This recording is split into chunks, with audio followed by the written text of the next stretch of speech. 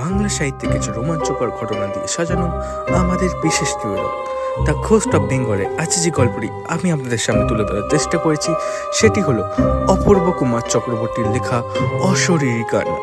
গল্প পাঠকের সূত্রধর আমি অনিকেত ও আমাদের এডিটর মহারাজ ব্যানার্জি। তো চলুন শুরু করি আজ এই গল্প। সুদীপ্ত কিছুদিন যাবৎ শারীরিকভাবে বেশ অসুস্থ বোধ করছে, কিন্তু আর্থিক কারণে চিকিৎসার কথা তার চিন্তাতেই আসে না। আত্মীয় স্বজন থাকলেও সে বড় একা, নিঃসঙ্গ, অবাঞ্ছিত। সে বর্তমানে ইছড়াবাদে এক বস্তির ছোট ঘরে নামমাত্র ভাড়ায় একা থাকে। মাত্র 200 টাকা মাসিক ভাড়া, বিদ্যুৎ সহ তাও 2 মাস বাকি। 2 বছর বেশি এই ঘরেই আছে। বাড়ি মালিকে সবজির ছোট দোকান আছে। সচ্ছল না হোক, ছোটর মনের মানুষ নয়। ভাড়া নিয়ে কোনোদিন তাগাদা দেয় না। আর সুদীপ্ত ঘর ছাড়লে নতুন ভাড়া কেউ নেবে কিনা সন্দেহ। তরমার ঘর, টালির ছাউনি, স্যাঁতস্যাঁতে ছায়া ঘন, অবাস্তবঘর। নেহাত অভাগা ভিখারি মানুষ এই ঘরে থাকে। সুদীপ্ত ভিখারি নয়, শিক্ষিত, সায়েন্স গ্র্যাজুয়েট, গৃহ শিক্ষক, তবে পয়সার নেই। গোটা 10 বস্তির ছেলে মেয়েদের পড়াতো। 1,500 উপার্জন ছিল। নিয়মিত টাকা আসতো না। নিজের খাওয়া পড়া, সঙ্গে সরকারি চাকরি পরীক্ষার জন্য দরখাস্তের ফি, বই, ম্যাগাজিন এসব খরচ চালিয়ে সঞ্চয় বিশেষ কিছু থাকতো না। মাস 2 আগে থেকেই সে শারীরিক অসুস্থতা আর দুর্বলতার জন্য মানসিকভাবে ভেঙে পড়েছে। পড়াশোনাতেও তার মনোযোগ আসছিল না। তাই গৃহশিক্ষতা উপার্জনও গেছে। যত সামান্য সঞ্চয় খাবে, না বাড়ি ভাড়া দেবে, না চিকিৎসা করাবে। পেটের বড় জ্বালা।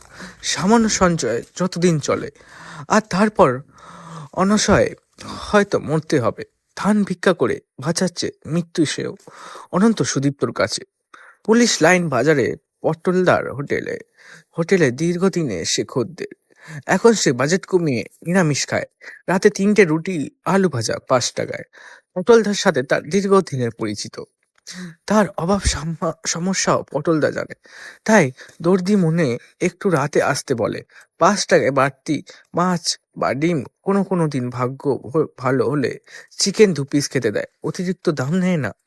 সুদীপ্ত সমীহ লজ্জা করে বলে, মাস্টার বাবু, আপনার কাছে অনেক লাভ আগে করেছি। তার সুদ থেকেই আপনাকে আমি বিনা পয়সায় খাওয়াতে পারি। আপনি অসুস্থ, একটু ভালো খাওয়া দাওয়ার দরকার। আর এইসব তো আমার বেড়ে যাওয়া খাবার কথাগুলো সব সত্যি না। সুদীপ্তকে বোঝানোর জন্য বলে, কারণ দরিদ্র হলে সে আত্মসম্মান নেই, পটলদা জানে। এদিন ছিল বেশ মেঘলা আকাশ। শীতের দিনে এমন নিম্নচাপ দুর্যোগ সচরাচর হয় না। সন্ধ্যা নামতে না নামতেই আকাশ ঘন কালো মেঘে ঢেকেছিল, সঙ্গে ঝোড়ো দমকা হাওয়া। বৃষ্টি তখনও শুরু হয়নি। সুদীপ্তর গায়ে বেশ জ্বর। সন্ধে হতে সে পটলদার হোটেলে এসে বলল, দাদা, আজ আবহাওয়া ভালো নয়। আমায় 3টে রুটি আর আলু ভাজা দিন, বাড়িতে নিয়ে গিয়ে খাবো। পটল বলল, তাহলে আলু ভাজা নিয়ে যান, দাম লাগবে না। পলিথিন প্যাকে আলু ভাজা নিয়ে সুদীপ্ত ছুটতে লাগলো। বৃষ্টিটা হঠাৎই বাড়লো, সঙ্গে পাল্লা দিয়ে দমকা হাওয়া। নিশুতি রাতের মতন নির্জন। রাস্তায় কোনো মানুষ কেন, কুকুরের দেখা নেই। তার বাড়ি না হলেও বাজারের মোড় থেকে 300-400 মিটার দূর। অসুস্থ, দুর্বল, ক্লান্ত শরীর, গায়ে জ্বর, ঠান্ডায় হাত পা অবশ হয়ে আসছিল। বাড়ি গিয়ে পোশাক বদল করে লেপের তলায় ঢুকে যদি রক্ষা পায়। দৌড়াতে দৌড়াতে চাঁদমারি মাঠের কাছে হঠাৎই হোঁচট খেয়ে এমন পড়লো, আর ওঠার সাধ্য হলো না। দুর্বল অসুস্থ শরীরে জলের ঝাপট, দমকা হাওয়া, শীতের নির্জন অন্ধকার। সাজরাতে সুদীপ্ত পড়ে পড়ে কাতরাচ্ছিল কিছুক্ষণ। ক্রমে সে অসাড় অচেতন হয়ে যখন জ্ঞান ফিরে এলো, তার সারা শরীরে কেমন আবদ্ধ ভাব। না, আলো আধার এক ঘরে কেমন একটা টুংটাং শব্দ হচ্ছে, এমন আগে কখনো শোনেনি। মাথার কাছে টিভির মতো কিছু মেশিন। ক্লান্তিতে আবার ঘোর লাগছে, চোখ বুজে আসছে। একজন মহিলা যেন কিছু বলছে, বোঝা যাচ্ছে না। একজন পুরুষ কণ্ঠে জিজ্ঞাসা করলো, আর বিপদ নেই তো? না, না স্যার, ডাক্তারবাবু আর একদিন আইসিইউতে রাখতে বলেছেন, তারপর নর্মাল বেড দেওয়া যাবে। পুরুষটি বললেন, যাক, ঈশ্বরকে। যে ভদ্রলোক তাকে গাড়িতে এই নার্সিংহোমে এনেছিলেন, তিনি ইচলাবাদ এলাকার এক ধনী ব্যবসায়ী। একদিন বিকালে ভিজিট আওয়ারে সস্ত্রীক সুদীপ্তকে দেখতে এলে পরিচয় দিয়ে বলেন, ভাইয়া, তোমার ওই ভাইয়া, তোমার ওই আত্মীয়া বা যাই হোক, সেদিন এত নার্ভাস ছিল, শুধু কেসে ভাসাচ্ছিল। হাত পা তল এসে দাঁড়ালো। সুদীপ্ত আবচালায় দেখতে পাচ্ছে নাচ পোশাক পরিহিতা মেয়েটি অনেকক্ষণ নীরবে তার দিকে অপলকে উৎকণ্ঠা মুখে দাঁড়িয়ে থেকে বিদায় নিল। কিছুক্ষণ পর এক ডাক্তার সঙ্গে এক অন্য মহিলা নার্স তার শরীরে অনেক পরীক্ষা নিরীক্ষা করে ডাক্তারবাবু বললেন, ও বাড়ির লোকজন এসেছিলেন? নার্স বলল, হ্যাঁ স্যার, ভদ্রমহিলা তো যেতেই চায় না, টাইম ওভারের পরেও থাকতে চায় না। কি বলে জানেন, উনি তো সরকারি হাসপাতালের নার্স, জীবনে আর ঝুঁকি যখন নেই, ওর বাড়িতে গিয়ে সেবা করবেন, দরকারে ছুটি নেবেন। ডাক্তারবাবু হেসে বললেন, বেচারা খুব ভেঙে পড়েছে, ভদ্রলোককে ভীষণ ভালোবাসে, মনে হয় নিজের জীবন চেয়েও বেশি। খুব একচোটে হেসে বলেন, এমন ভাগ্য করে আমি বউ পেলাম না, খুব কম মানুষই পায়। নার্স নার্স অনুযোগ সুরে বলল, একতরফা কি হয় স্যার, ভদ্রলোকও নিশ্চয় এই মহিলাকে খুব ভালোবাসে, কিন্তু তাই যদি হয়, এমন খারাপ ভদ্রলোকের হলো কি করে? ডাক্তারবাবু বললেন, সে গোয়েন্দাগিরি তুমি না হয় পরে করো, তবে আমার যা অনুমান, কোনো ভুল বোঝাবুঝি, দীর্ঘদিনের বিচ্ছেদ, অভিসার, প্রেমিককে প্রায় মৃত অবস্থায় উদ্ধার, সেই 5 বছরের দশকের বাংলা সিনেমা ট্রেডিশনের এক জীবন্ত বাস্তব সংকলনের আমার সাক্ষী থাকছি। সুদীপ্তকে ঘুমের ইঞ্জেকশন সেলাইন মাধ্যমে দেবায় সে ঘুমিয়ে গেছিল, সব কথা তার কানে যায়নি। পরদিন বিকেলে সুদীপ্ত বেশ সুস্থ বোধ করছিল, মানুষ চিনতে পারছিল। তার যে অ্যাটেন্ডেন্ট বয়টি ছিল, তার কাছে সে জানলো এক ভদ্রলোক ও তার এক আত্মীয়া 6 দিন আগে তাকে বর্ধমানের এই সেরা প্রাইভেট নার্সিংহোমে ভর্তি করে। সে নাকি ওই ঝড় জলের রাতে প্রায় মৃত অচেতন অবস্থায় পুলিশ লাইনের কাছে চাঁদমারি রাস্তায় পড়েছিল। তার আত্মীয় নির্জন অন্ধকারে সাহায্যের জন্য ব্যাকুল আবেদন করে। এক ভদ্রলোকের গাড়ি আটকে তাকে এই নার্সিংহোমে ওই গাড়ি করে এনে ভর্তি করে। তার ওই আত্মীয়া বর্তমান মেডিকেল কলেজ হাসপাতালে নার্স হলেও তাদের এই প্রাইভেট নার্সিংহোমে ভরসা বিশ্বাস বেশি। সুদীপ্তর মাথায় কিচ্ছুই আসছে না, মনে হচ্ছিল পাগল হয়ে যাবে। কে এই মহিলা? কেন তার জন্য এত ত্যাগ, এত দরদ? সত্যি কি সে তার পূর্ব পরিচিতা? কিন্তু প্রেম সে জীবনে করেনি।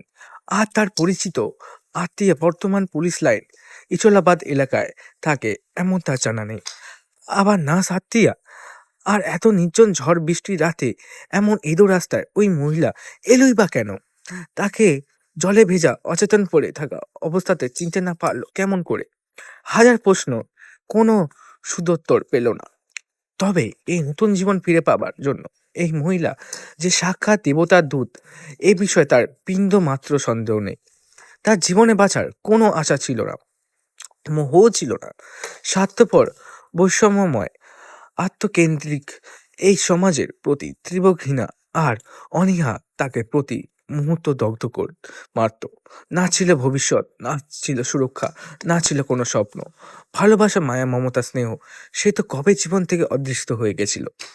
তাই এই দেবতার দূত যেই হোক, জীবনে তার একটা ক্ষীণ ভবিষ্যৎ স্বপ্ন দেখার ইচ্ছে ছিল।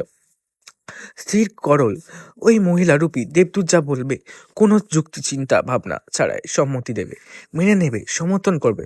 কোনো গরমিল হলে সে নিজে ভুল বা মিথ্যা বলেছে বা ভুল গেছে স্বীকার করে নেবে।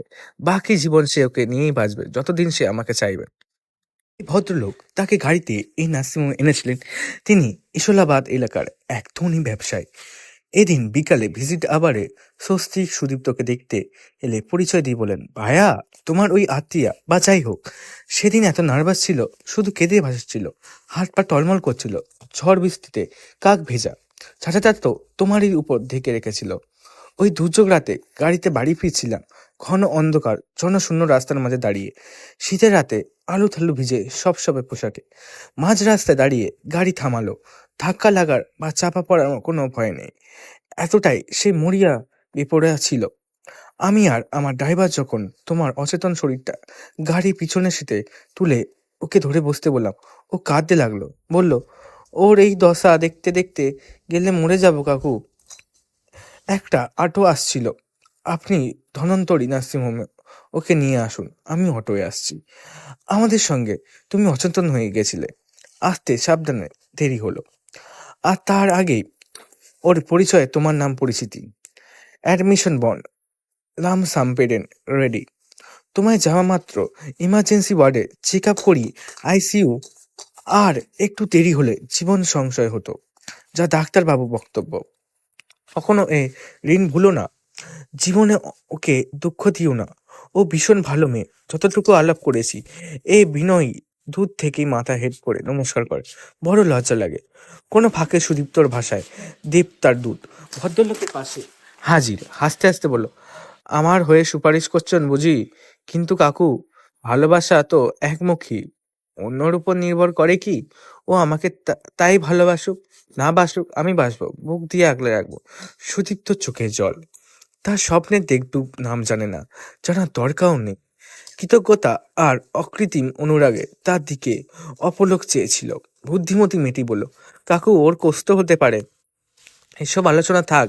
হেসে বলল, চন্দ্রমল্লিকা একটা ফুলের নাম, এত বড় নামে আমায় না ডেকেও বলতো ফুল। তো চালাক আর ধূর্ত, তাই আমি সবার চেয়ে একটু বেশি ভালো চিনি। কি খোকা, ঠিক তো? সুদীপ্তর মাথা কাজ করছে না। এ কি বলে এইসব? আমার নাম জানলো কি করে? আর খোকা এ তো মা ছাড়া কেউ বলতো না।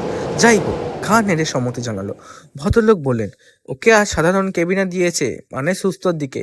এ আমার গিন্নি চন্দ্রমল্লিকা। দূর থেকেই নত মস্তিষ্কে প্রণাম জানো। বলল, আপনাদের ঋণ ভুলবো না। কাকিমা বললে, তোমার মতো সোনার মেয়ের সাথে আজীবন সম্পর্ক থাকবে। কিন্তু বাছা, তোমার কাকু সমহি করছেন। আমরা 7 দিন হরিদ্বার বেড়াতে যাচ্ছি, আগে থেকেই টিকিট, হোটেল সব বুক আছে। সুদীপ্ত তো ভালোর দিকে। আমরা কাল রওনা দিলে তোমার কি খুব সমস্যা হবে? চন্দ্রমল্লিকা বলল, আমি পেশাদার নার্স, আর আমার এই মুহূর্তে কোনো পিছুটান নেই। দরকারে 2 দিন ছুটি নেব। আমি ওকে কালই রিলিজের জন্য বলেছি। আমার বাড়ি ফাঁকা, দরকারে একজন আয়া রেখে দেব। আপনাদের কোনো দ্বিধা দরকার নেই, ঘুরে আসুন, পরে আপনার বাড়ি যাব। কাকিমা বলেছো যখন বলেছো, একটা আবদার, কিছু টাকা রাখো। নার্সিংহোমে অনেক তো লাগবে। ক্ষমা করবে কাকিমা, ওর চিকিৎসার খরচা আমি নিতে পারবো না, বড় নিজেকে ছোট মনে হবে। তবে যে সাহায্য কাকু সেদিন করেছিলেন, কোনো টাকায় সে ঋণ শোধ করা যাবে না। কাকা বলেন, ওকে, এক কথা এতবার বলে লজ্জা দিও না। ঠিক আছে, তোমরা ভালো থেকো, আজ আমরা আসি। চন্দ্রমল্লিকা তাদের নমস্কার করল। সুদীপ্তর সব স্বপ্ন মনে হচ্ছিল। এমনটাই কি স্বর্গসুখ? এটা তার ভাগ্য সহ্য হবে তো? একা পেয়ে চন্দ্রমল্লিকা মিষ্টি হেসে সুদীপ্তকে জিজ্ঞেস করলো, কি হে মশাই, আমাকে কেমন লাগছে? চন্দ্রমল্লিকা অতি সাধারণ দেখতে, মাঝারি গঠন, মাঝারি উচ্চতা, মাঝারি রং, মুখ চোখ অতি সাধারণ, কিন্তু সমগ্র মুখ জুড়ে এক মায়া মিষ্টতা মাখা, যেন সে কখনো রাখতে পারে না, আঘাত করতে পারে না। আর ওর উপর রাগ করাও যায় না। আঘাত তো দূরের কথা, অন্তত সুদীপ্ত তাই মনে হলো। অপার বিষয়, অপলক দৃষ্টিতে সে চেয়েছিল কতক্ষণ কে জানে। চন্দ্রমণিকা বলল, খুব সহজভাবে আমার উপর বিশ্বাস আছে তো? সুদীপ্ত দীর্ঘশ্বাস ফেলে পড়ল, আমি কে আমি তা জানি না, তবে তুমি যে দেবতার দূত এটা আমি নিশ্চিত। তোমার উপমা শুধু তুমি, তুমি অনন্যা। পরদিন নার্সিংহোম থেকে রিলিজ করিয়ে সব পেমেন্ট মিটিয়ে চন্দ্রমল্লিকা মুখ গম্ভীর সুদীপ্তকে বলল, আমাকে সুপার জরুরি তলব করেছেন। 1 মাস নাইট ডিউটি থেকে তোমার জন্য ছাড় চেয়ে আবেদন করেছি। না গেলে সমস্যা। মানুষ ভালো কিন্তু মেজাজি, না গেলে আবেদন বাতিল করে দেবেন। তাহলে আমি নার্সিংহোমের নিচে ওয়েটিং রুমে তোমার অপেক্ষা করব। চন্দ্রমল্লিকা রেগে মেগে বলল, পাগল হয়েছো? আমি না যাই আমার বাড়ি, তুমি যাবে এখনই। কিন্তু আমি চিনি না চাবি তালা। সে ব্যবস্থা আমি করছি। রাত ডিউটির সময় যে অটো চালক আমায় নিয়ে যায় খুব বিশ্বাসী, ওকে ডেকেছি, ওই নিয়ে যেত, ওই তোমাকে নিয়ে যাবে। আমি স্যারের সাথে দেখা করে মা সর্বমঙ্গলা পুজো দিয়ে প্রসাদ নিয়ে যাব। একটু পরেই এক অটো এলো। চন্দ্রমল্লিকা চালককে সব বুঝিয়ে তালা চাবি দিয়ে তার সাথে সুদীপ্তকে পাঠালো। খুব সাবধান, অসুস্থ মানুষ যাচ্ছে বলে বারংবার করলো। চন্দ্রমল্লিকার বাড়ি শহরের এক প্রান্তে, নতুন ছোট বাড়ি, কিন্তু সম্পূর্ণ বসত বাড়ি, কিছু অসম্পূর্ণ তৈরির পথে। চন্দ্রমল্লিকার বাড়ি পূবে সরু 8 ফুটের রাস্তা, সামনের বাড়িগুলো বসতি কম, নতুন তৈরি হচ্ছে। অটো চালক সুদীপ্তকে ঘর অবধি এসে দরজার চাবি খুলে পৌঁছে দিল। বেলা প্রায় 2টো, নির্জন দুপুর, পাশাপাশি লোকজনের দেখা নেই। অটোর চালক বলল, বাবু, মেন গেটে চাবি দিয়ে যাচ্ছি, দিদিমদি এসে খুলবে। ভিতরে দরজা লাগিয়ে রেস্ট নিয়ে বক্স প্যাটার্ন ঘর বাইরে থেকে কিছুই দেখা যায় না। জানালা দরজা বন্ধ করলে নিরিবিলি, যেন জগৎ থেকে বিচ্ছিন্ন। দুটি পাশাপাশি ঘর আর ডাইনিং কিচেন, দুই ঘরে প্রত্যেক ব্যর্থ টয়লেট। ঢুকে যে ঘরটি ভারী সুন্দর, খাটের উপর গদি বিছানা, আলনায় তার আসার আগেই তার জন্য পাজামা পাঞ্জাবি, আন্ডারওয়্যার, গামছা রাখা। ডাইনিং টেবিল উপর নানা ফল রাখা, জলের বোতল, সব কিছু পরিপাটি। সুদীপ্ত হাসপাতালে পোশাক ছেড়ে বাথরুমে গেল। সুগন্ধি সাবান, শ্যাম্পু, ট্যাপ শাওয়ার, পরিষ্কার পরিচ্ছন্ন হয়ে পাজামা পাঞ্জাবি পরে খাটে একটু বিশ্রাম নিচ্ছিল। কিন্তু একটা উৎকণ্ঠা ছিল, যার বাড়ি তার অপেক্ষায়। জল ছাড়া কিছুই খেলো না। একটু বেলায় চন্দ্রমল্লিকা এলো, উদ্বিগ্ন স্বরে বলল, তোমার কোনো অসুবিধা হয়নি তো? সুদীপ্ত বলল, না, ঠিক আছি। ওষুধ থাকলে সব তোমার খাটে রাখছি, দেখে নাও প্লিজ।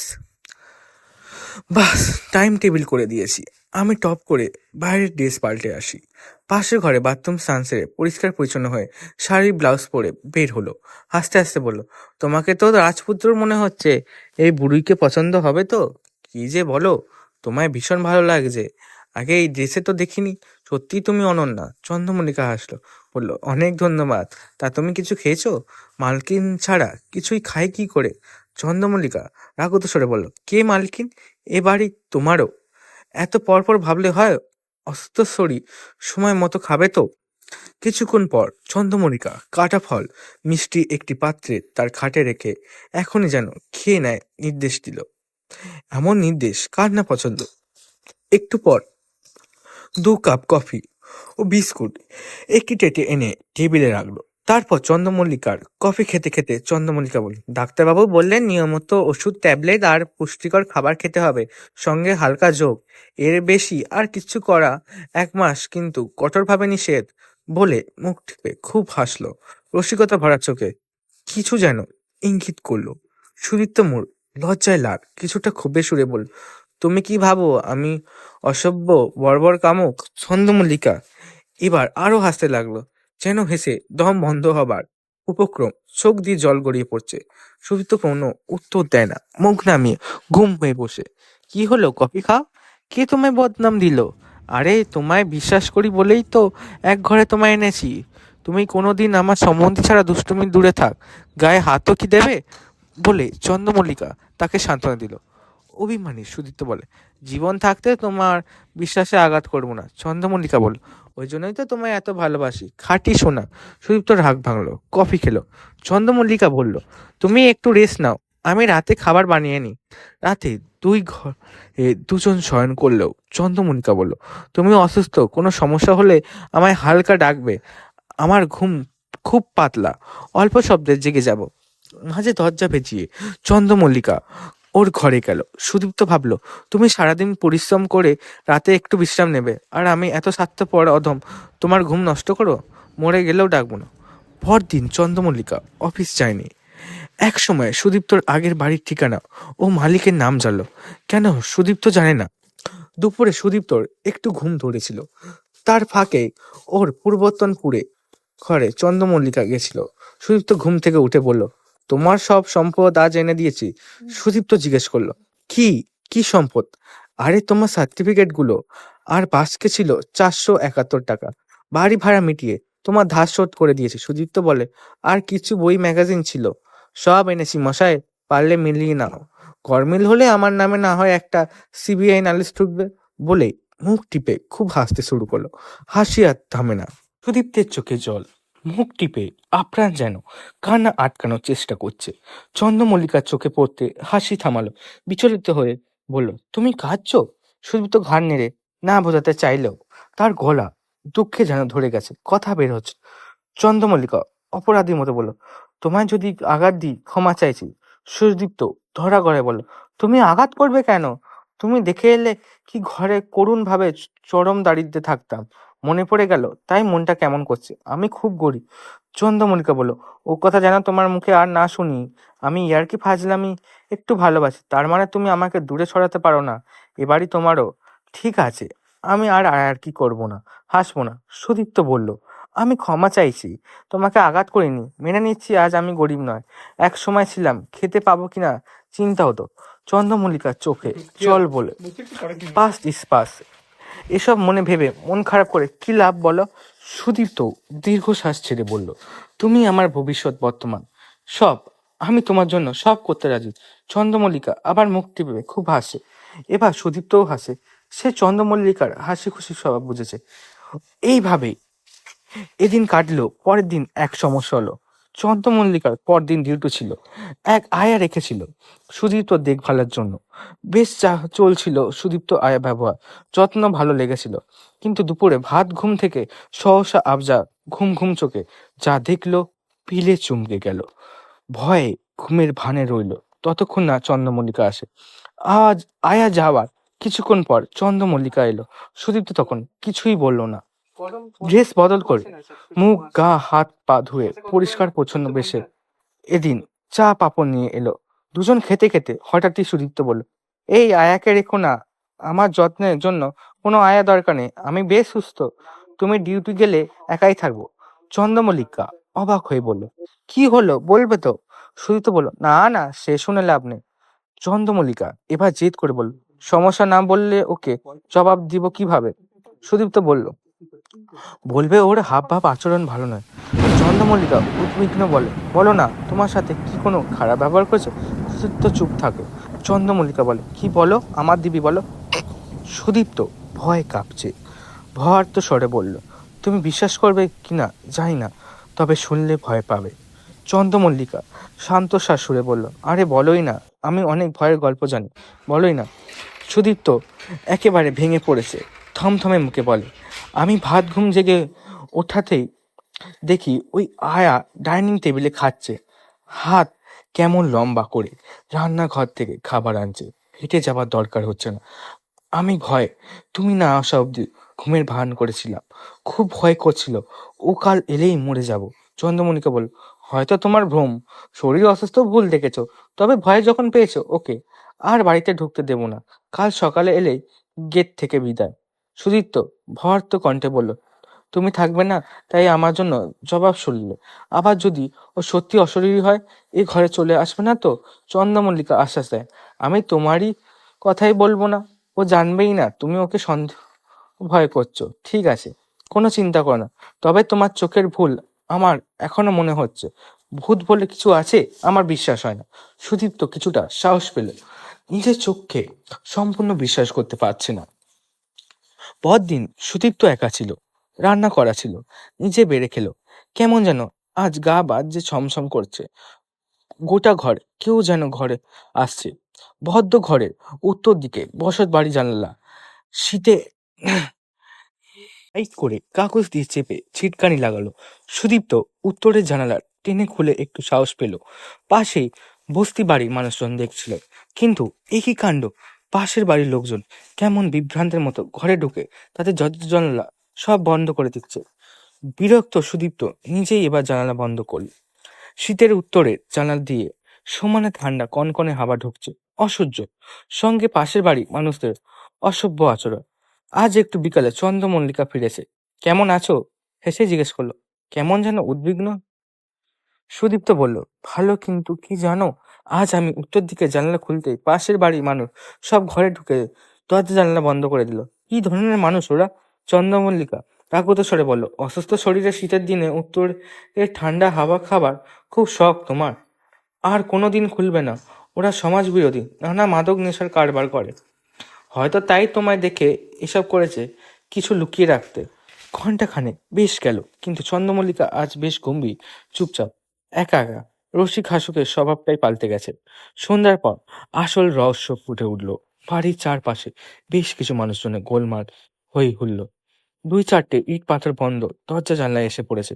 সুদীপ্ত ভয়ে জিজ্ঞেস করল, কি গো, এসব কি? চন্দ্রমল্লিকা হাউ হাউ করে কাজ আর হলো না, বিলাপ সুরে হতাশায় বলল, আমি অশরীরী, তোমার কোনো ক্ষতি করব না, ভয় পেও না, এই ঘর আমার, এখানে আমার স্বামীর সাথে 2 বছর ঘর করেছিলাম, স্বামী ভালোবাসতো খুব, প্রসব করতে গিয়ে বাচ্চা সহ মরে যায়, স্বামী বেকার ছিল, তাই সে ডাই ইন হারনেসে সরকারি নিয়মে একটা কাজও পেল হাসপাতালে, আবার বিয়ে করলো, এই ঘরেরই বাস করছিল।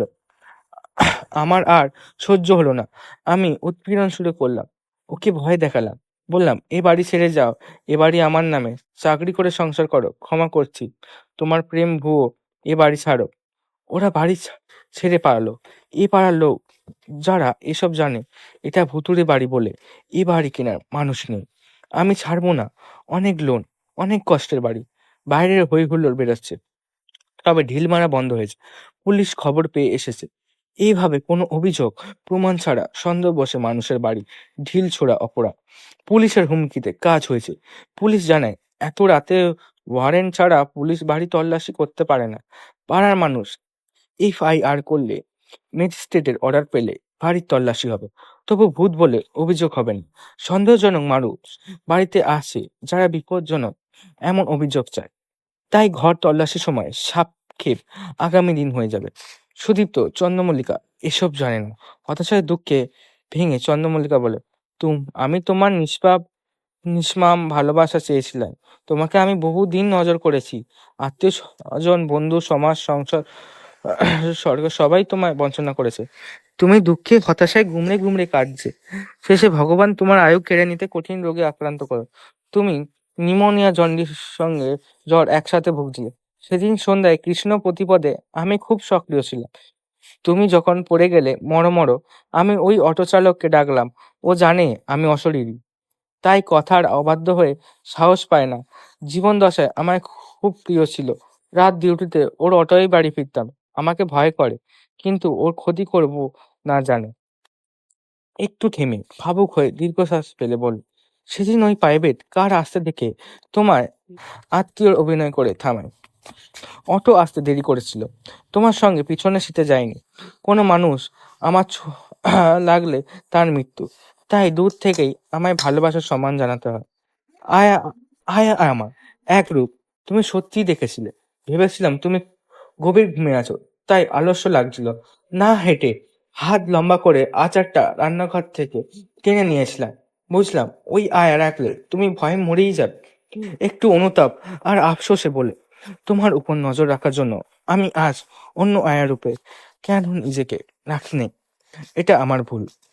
এই বাড়িতে মানুষ থাকে কেউ জানে না। আমি অদৃশ্য হয়ে আসি। তোমাকে অটো চালক আমার ইচ্ছা মতো নির্জন সময় কিন্তু সেদিন নার্সিং হোম থেকে এই ঘরে দিয়ে যায়। এই ঘর যা দেখেছো মায়া, শুধু ধুলোস্তব, বাইরের বাগান বন জঙ্গলে ভর্তি। সেদিন সুপার ডাকিনি তোমার সঙ্গে এলে আমার স্পর্শে তোমার মৃত্যু হতো। তাই অটো চালকের সঙ্গে একা পাঠাই। দুঃখ উদ্বেগ হচ্ছিল। তুমি কি ভাবলে? তবে অদৃশ্য রূপে সঙ্গেই ছিলাম। আমি সব সময় তোমার সঙ্গে দৃশ্য অদৃশ্য ভাবে থাকি। তোমাকে আমি ভীষণ ভালোবাসি। তুমি বাইরেও যাও, সব সত্য বললে হয়তো তোমায় ছাড়বে। এবার চন্দ্রমল্লিকা আশ্বাস ও স্নেহের সুরে বলে, আমি তোমার সঙ্গে অদৃশ্য হয়ে থাকবো। তুমি দেখতে পাবে না। আমায় যে অশরীরই জানে, দেখতে পায় না। অটোচালক আমার নির্দেশ শুনে দেখতে পায় না। তোমার সব সমস্যা বিপদে আমি তোমার পাশে আসি, জানবে। সুখে রাখবো, কথা দিলাম। সুদীপ্ত দীর্ঘশ্বাসে ফেলে বলল, আজও তুমি আমার দেবতার দূত। তুমি ছাড়া এই স্বার্থপর বিশ্বাসঘাতক নিষ্ঠ লৌকিক জগৎ বৃথা। তুমি অশরীরী, তবে আমাকে কেন বাঁচালে? সেই রাতেই তো আমায় আপন করে নিতে পারতে। চন্দ্রমল্লিকা বলল, না গো, আমি তোমায় লৌকিক সস্তায় চেয়েছিলাম। আমায় ভালোবাসবে নিষ্কাম নিঃশ্বাস প্রেমে। আমার শরীরে উষ্ণতা নেই, তীব্র শীতল দেহজ প্রেম। যৌনতায় আমি অক্ষম। আমার পূর্ব অভিজ্ঞতাতেও আমি বিরক্ত আহত। তোমাকে কৌশলে তাই আমাকে না ছোঁয়া আমার ইচ্ছার বিরুদ্ধে শপথ করে। তুমি খুব সৎ, আমি জানি, কামুক বিহা নন। তোমার সাথে দীর্ঘদিন আমি এভাবেই থাকতে চেয়েছিলাম। একটু চুপ থেকে দীর্ঘশ্বাস ফেলে দুঃখী মনে বলে, ওই নার্সিংহোমে আমার মৃত্যু সময়ে ডাক্তার এলে বাচ্চা আমি দুজনেই বাঁচতাম। এই নার্সিংহোমে বিনা খরচে ভুতুড়ে ম্যাজিকে তোমার সুচিকিৎসা করিয়ে আমি কিছু শোধ উঠল। একটু থেমে হতাশা সুরে বললে, সে সময় যদি বাঁচতাম, স্বামীর অভিনয় স্বার্থপরতা হয়তো দেখতে হতো না। যাক, আমার দুঃখ ছিল না। তোমাকে নিয়ে অনেক স্বপ্ন ছিল, কিন্তু সেই মতো নিরাপদ অজানা স্থানে ঘর সন্ধান না করে এই বাড়ির মুহূর্তেই তোমাকেও আজ হারাতে হচ্ছে।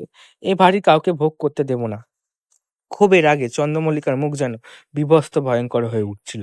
বিকট চিৎকার করে বলছিল, পাশের বাড়ির মানুষদের ছাড়বো না। এতটাই জোর সে চিৎকার বাইরে টহলরত পুলিশ ও কিছু কৌতূহলী প্রতিবেশীরা ভয়ে থরথর করে কাঁপছিল। সুদীপ্ত নির্বিকার কোনো ভয় নেই। চন্দ্রমল্লিকাকে সে চায় এই লৌকিক জগতের বিনিময়ে, তাই কাতরভাবে বলে, চন্দ্রমল্লিকা, তোমায় ছাড়া থাকতে পারবো না। তুমি কি আমাকে ছাড়া থাকতে পারবে? মল্লিকার উর্গরূপ শান্ত হয়ে আসে। পূর্বে সেই মায়া ভরা মিষ্টি মুখ, দু চোখ অশ্রুজলে চকচক করছে, ফুপিয়ে কাঁদছে। এক অদৃশ্য টান সুদীপ্ত অনুভব করছে। এগিয়ে যায় চন্দ্রমল্লিকার দিকে, জড়িয়ে ধরে ঘনিষ্ঠভাবে, এক পরম তৃপ্তি। চন্দ্রমল্লিকা আরো কাছে পেতে চায় সুদীপ্তকে, দুই বাহুর আগলে ঘনিষ্ঠভাবে জড়িয়ে ধরে। সুদীপ্তের ঘুম চুমুতে ফুরিয়ে দেয়। সুদীপ্তের শরীর কেমন ঠান্ডা হয়ে আসছিল, অসাড় হয়ে পড়ছে। চন্দ্রমল্লিকা কাতর আর্তনাদে ডুকরে কেঁদে ওঠে, বললে, তোমাকে আমি স্বার্থপরের মতো লৌকিক জগৎ থেকে ছিনিয়ে নিচ্ছি। সুদীপ্তের মুখে তৃপ্তির হাসি বলে, লৌকিক জগৎ চেয়েও আমি তোমায় ভালোবাসায় অলৌকিক জগতে অনেক অনেক ভালো থাকবে। পরদিন পুলিশ যথাযথ অনুমোদন নিয়ে ঘর তল্লাশি অভিযান করে। রাতে আরো দেখেছিল, বিকট চিৎকার শুনেছিল ঘরে। আজ দেখল ধুলো স্তূপ, মেঝেতে শুধু সুদীপ্তের বরফ শীতল সোপ, মুখে তৃপ্তির হাসি। আজকের গল্প এখানে শেষ হলো। গল্পটি যদি আপনাদের ভালো লেগে থাকে তাহলে আপনাদের মতামত অবশ্যই কমেন্ট সেকশন জানাবেন। আর আমাদের ভিডিওটি ভালো লাগলে please like, comment, share and subscribe to my channel ghost of Bengal.